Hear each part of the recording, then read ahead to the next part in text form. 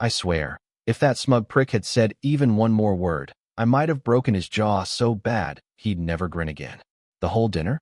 I didn't even want to be there. I had no clue it was a damn setup. Candles, wine, the whole trap laid out. And sitting right there, like some sleazy movie extra, was Jacob Robinson, my wife's so-called work friend.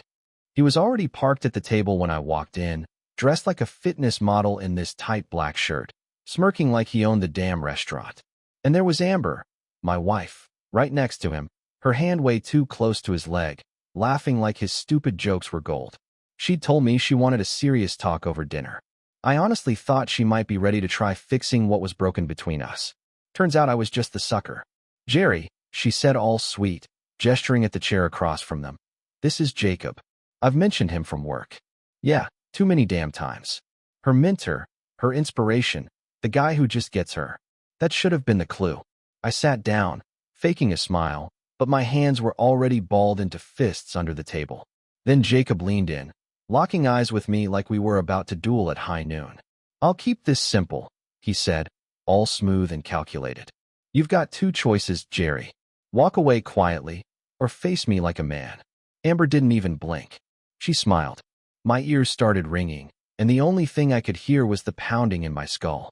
I kept replaying his words in my head. Walk away quietly, or face me like a man. He really thought I'd roll over, just nod and leave my life behind so he could move in and play husband to my wife. I took a slow breath, smiled right back, looked him dead in the eyes, and said, "You want to keep your teeth in one piece or scattered across the floor?" Then I stood and introduced his face to the table. Dishes crashed. Wine sprayed across Amber's white dress like blood from a fresh cut. People were screaming. Jacob tried to get up, but I knocked him right back down with one solid punch. Every cold night, every silent fight, every lie, behind that one swing. Amber screamed, clawing at my arm, trying to pull me off him. "Jerry, stop. You're embarrassing me," she yelled. Embarrassing her. After dragging me into a public place to dump me in front of her side piece like yesterday's trash. Security rushed over. Next thing I knew, I was being dragged out, blood on my shirt, glass in my hands. Jacob was still down, gasping like a fish, his fake confidence puddled on the floor. Outside, I stood in the cold, staring at the door as it swung shut behind them. The fury faded.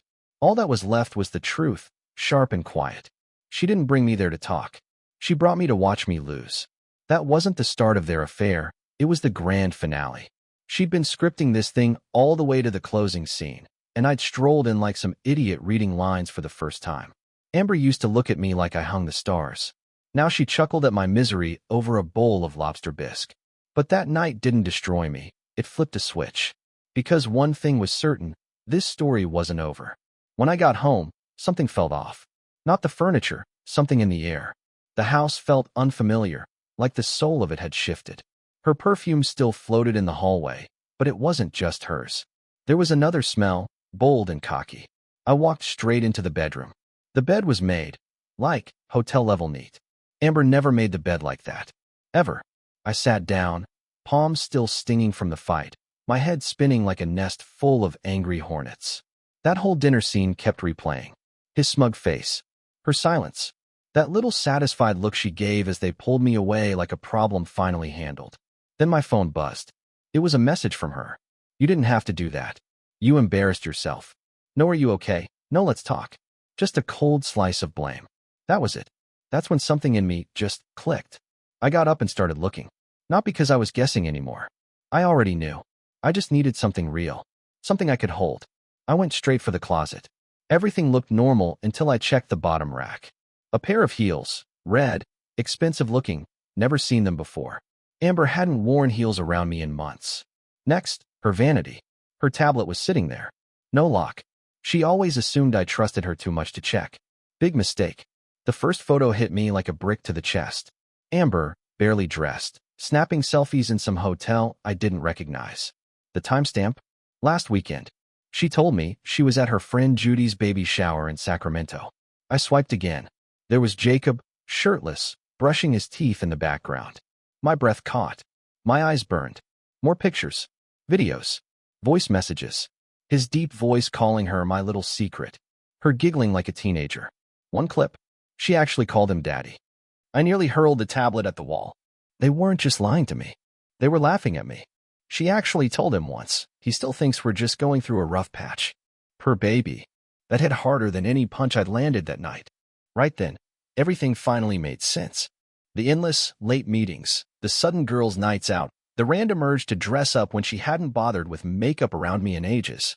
The distance, the constant sighs, the eye rolls when I tried to be close to her. She'd left the relationship long before I ever noticed. I was just filling space, just a body in a house she pretended to still live in. The next morning, she walked in like nothing had happened.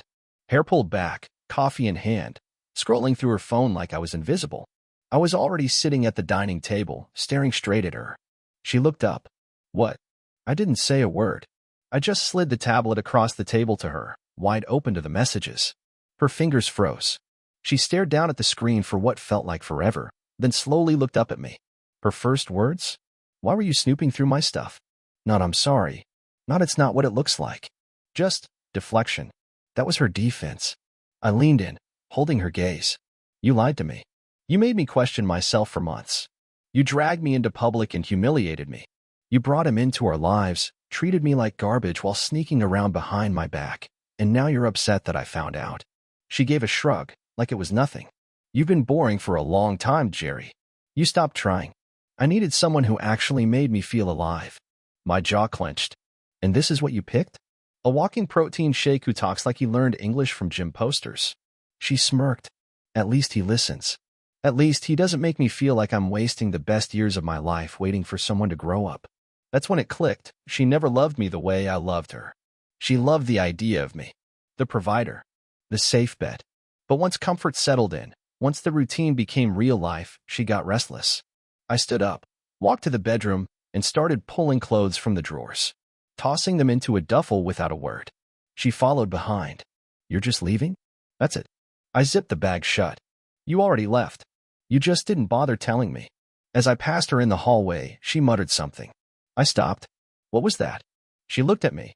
No guilt, no hesitation. Cold. Shameless. You were never man enough for me. I didn't respond. Didn't yell. Just slung the bag over my shoulder and walked out, leaving behind the woman I once thought I'd grow old with in a house soaked in lies. But deep down, I knew this wasn't the end. Not yet. That night, I moved into a short-term rental. For walls. No memories. No trace of her. Just silence. And that silence? It was deafening. I couldn't sleep. Every time I closed my eyes, I saw her face, that smug grin when Jacob ran his mouth at the restaurant. The way she looked at me like I was just some buzzing fly interrupting her date. I kept replaying the audio. Her voice in those clips didn't sound like the woman I married. That Amber used to talk about getting a dog, maybe having kids someday. She talked about our future. But the woman in those recordings? She whispered filth into another man's ear. Laughed at my texts. Called me soft. Predictable. She told him I was the kind of guy who'd die paying someone else's mortgage. And he had the nerve to answer, good. We'll let him. This wasn't just betrayal. It was cruelty. Dehumanizing. Like I was a joke they shared. For 3 days, I ignored her calls. I didn't text back. Not once. She didn't say sorry. Not once. Just cold, transactional messages. You overreacted. We can be adults about this. Let's talk terms. Like she was closing a deal, not ending a marriage. On the 4th day, she showed up at my door. I opened it, and there she was, dressed down in a sweater and jeans, no makeup, trying to look like the sweet girl I'd proposed to on that beach in Carmel. Can we talk? She asked. I stepped aside. She came in, sat down, crossed her legs. Calm. Composed. You've had your tantrum, she said. Now we need to figure out what comes next. I leaned back against the counter, arms crossed. You're talking like you didn't burn everything to the ground. She let out a sigh. It wasn't working. You got distant.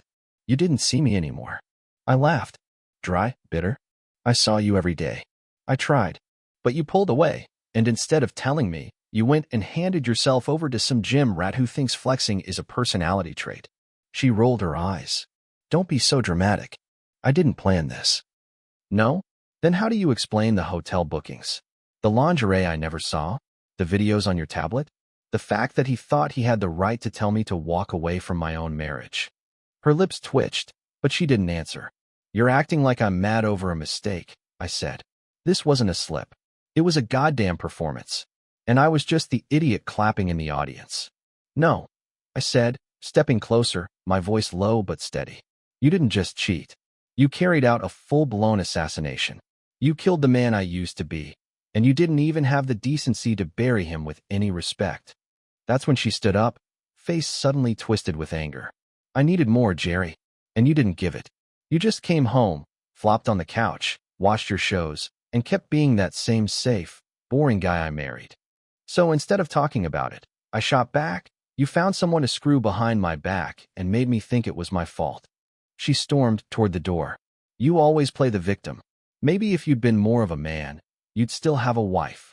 I stopped her mid-step. No, I don't still have a wife. I never had one.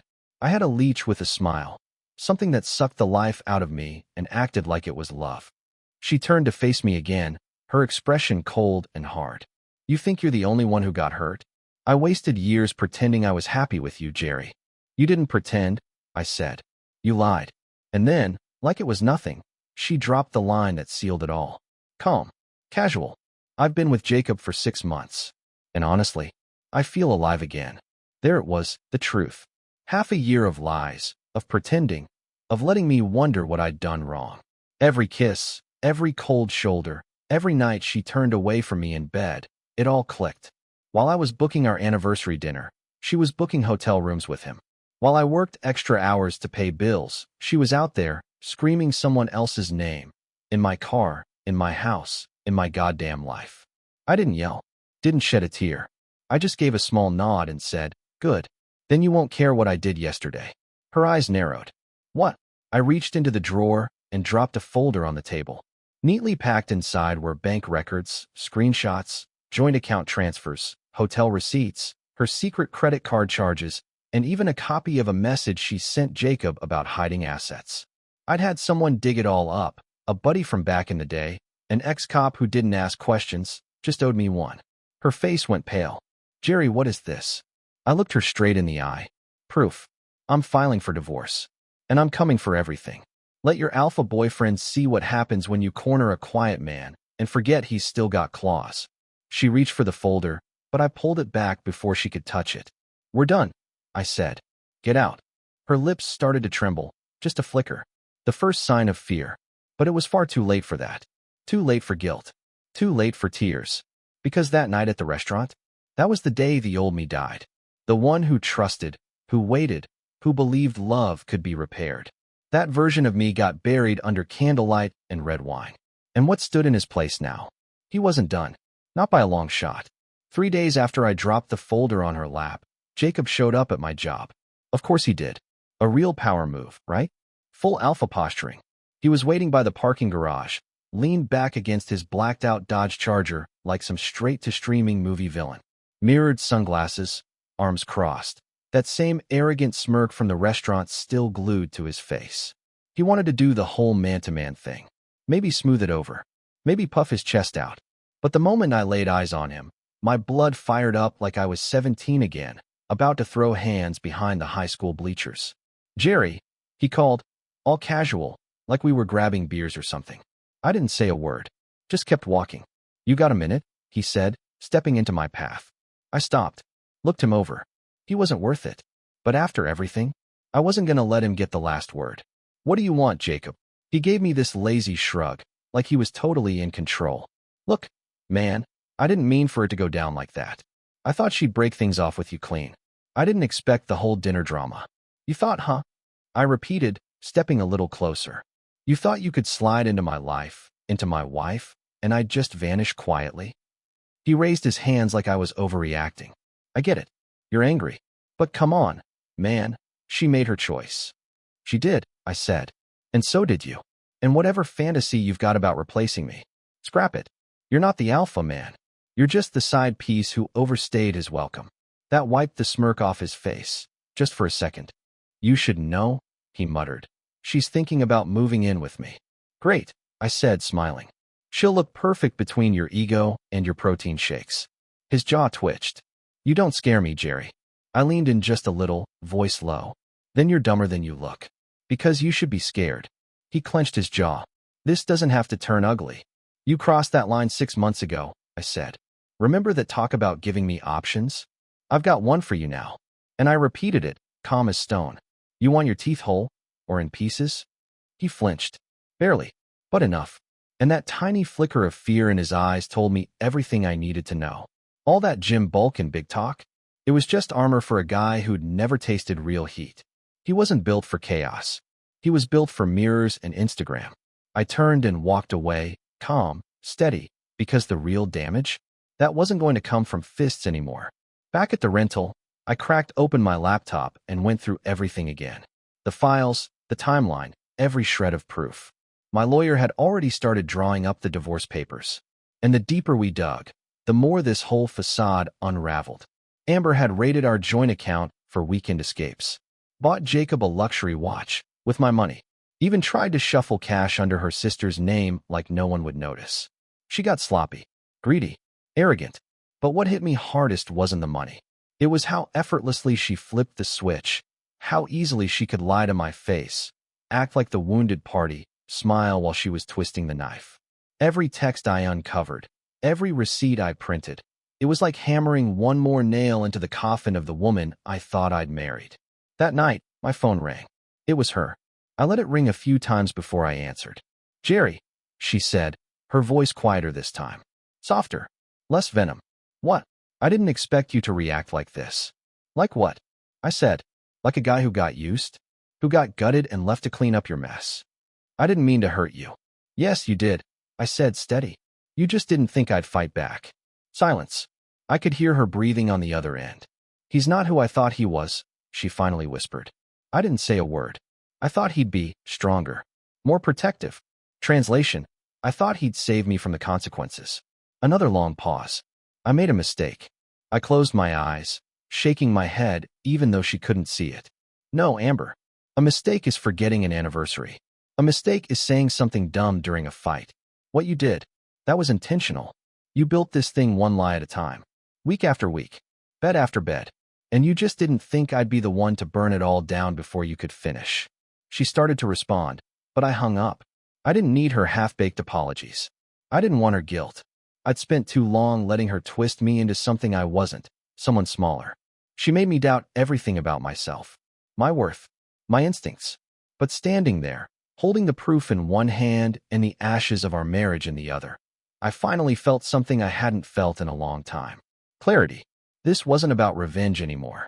It was about reclaiming my name, my peace, my ****ing dignity. She could keep her muscle-bound boyfriend with the motivational quotes and protein shakes. I had something better now. Freedom. And I was going to use it. The divorce moved quicker than I expected, probably because Amber didn't want the dirty details dragged into court. She thought she could push me into a quiet settlement, play the part of the heartbroken wife who just fell out of love. But the second my lawyer laid the bank statements and chat logs on the table, her whole act flipped. She didn't cry, didn't beg.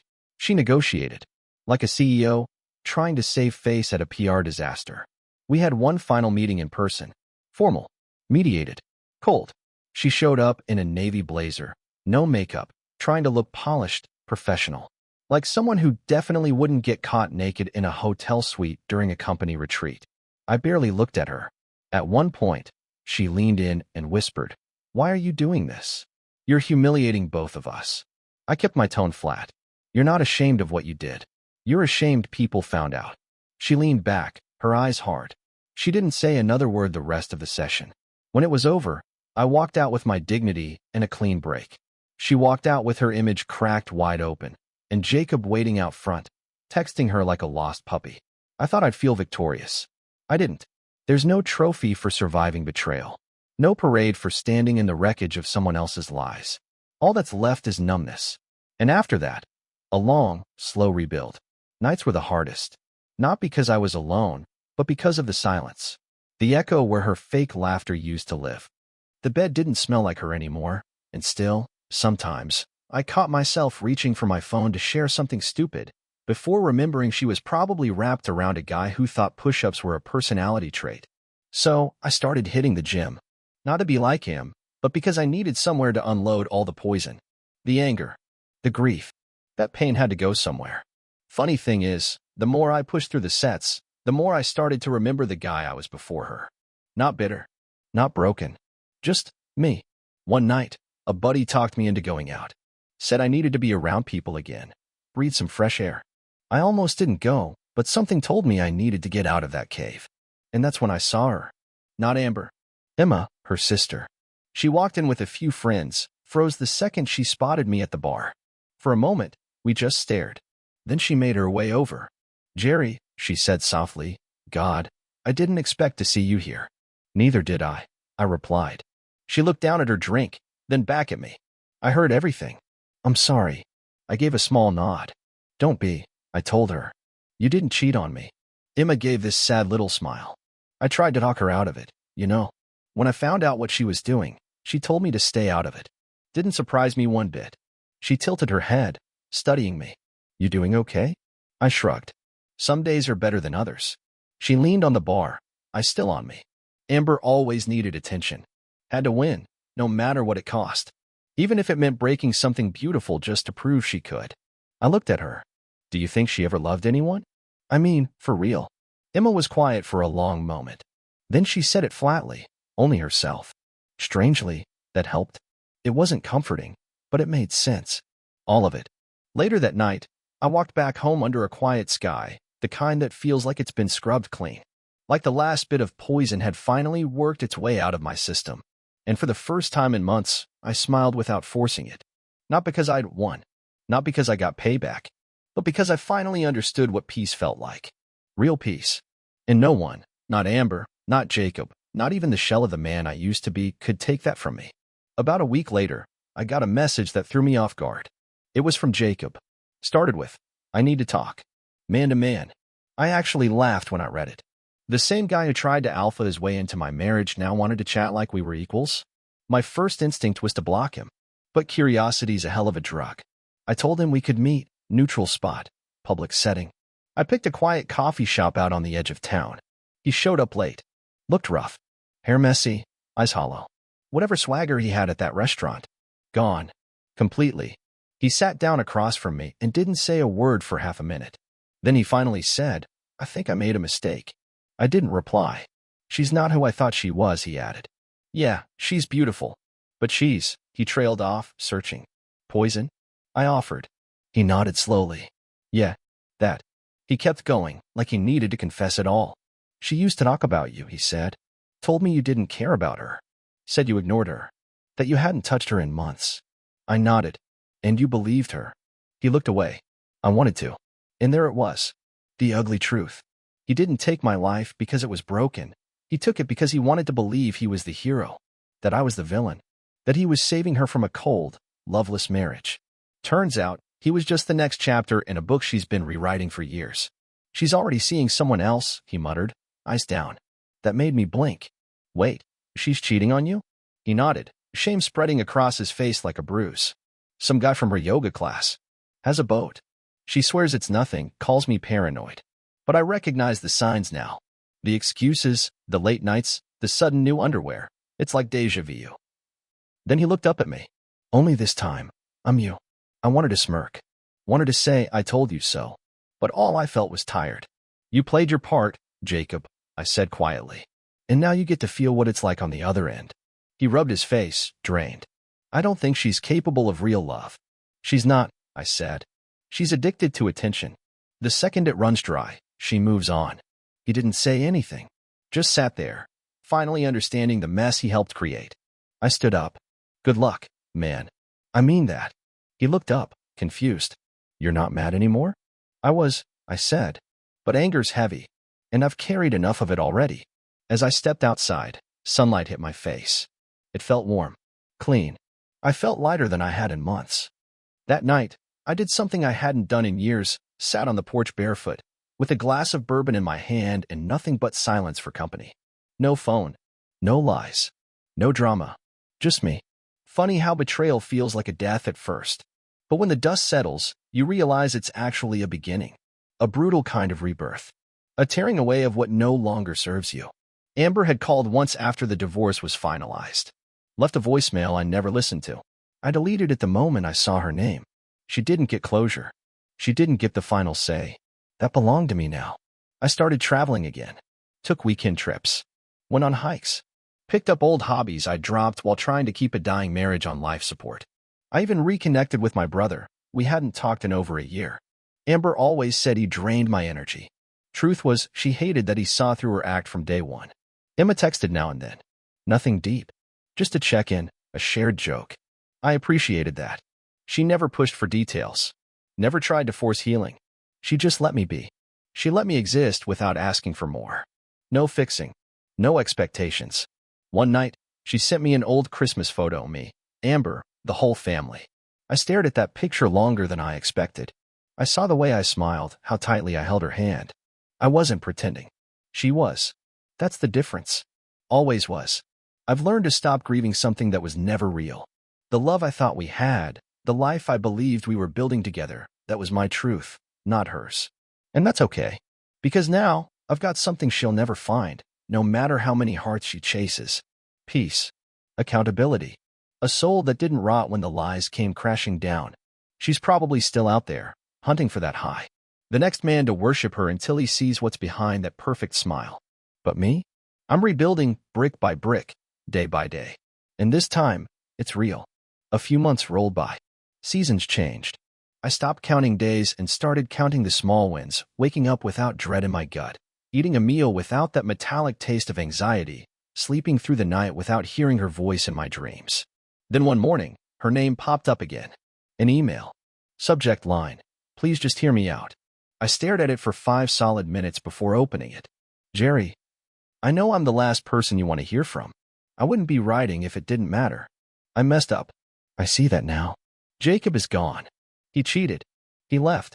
I'm alone. I've had time to think about us. About what I did. I'm not asking for forgiveness. I just need you to understand. I was lost. I wasn't trying to hurt you. I was trying to feel something. Anything. And now I realize, the only time I ever felt truly seen was with you. You were always there. Maybe I didn't value it then. Maybe I was too blind to recognize how rare that is. Can we talk? Just once? Please. Ash. I read it once. Then again. Then I deleted it. Didn't reply. Didn't hesitate. Because the truth is, she didn't want me. She wanted the man I used to be. The one who bent. The one who shrank to fit the space she left him. The one who gave everything just to keep her content. But that man? He died the day she humiliated me in public and looked at me like I was something to step over. She didn't miss me. She missed what it felt like to be adored. To be forgiven. That's the difference. By then, I'd already met someone else. Her name was Grace. I met her by chance at a bookstore. I dropped a copy of The Stranger by Kim Il. She picked it up, looked at the title, and said, heavy read for someone with kind eyes. We ended up talking for an hour. Then coffee. Then a few quiet walks. And then, nothing for a while. I pulled back. I wasn't ready. I had scars. I told her that. She just smiled and said, good. Scars mean you're healing. She didn't push. Didn't pry. She showed up. Real. Steady. Warm. With Grace, everything felt calm. Like I could finally breathe again. She didn't ask much about Amber. Only once, when she noticed how my body stiffened at the sound of my phone buzzing. And that name showing up again. You don't owe me the story, she said. But if you ever want to tell it, I'll listen. And I did. One rainy Sunday. Windows fogged up, her hand in mine. I told her everything. Not for pity. Not to relive it. Just to let it go. Out into the air. Away from me. Grace didn't say much. She didn't need to. But when I finished, she looked at me and said something I'll never forget. That was never about you. That was her broken reflection trying to find a mirror. And that line stayed with me. One night, I found myself driving past the old house. The one that used to feel like something sacred. Something permanent. It looked smaller now. Dull. Lifeless. The lawn was wild. The shutters crooked, like even the house had stopped pretending to be pretty. I didn't stop. I just kept driving. And I smiled. Not out of spite. Not because I won. I smiled because I survived. Amber once told me I was too soft. That I wasn't built for chaos. That I'd fall apart without her. But here I am. Still standing. Scarred, but solid. And for the first time in a long, long time, I know exactly who I am. The storm came, and then it passed.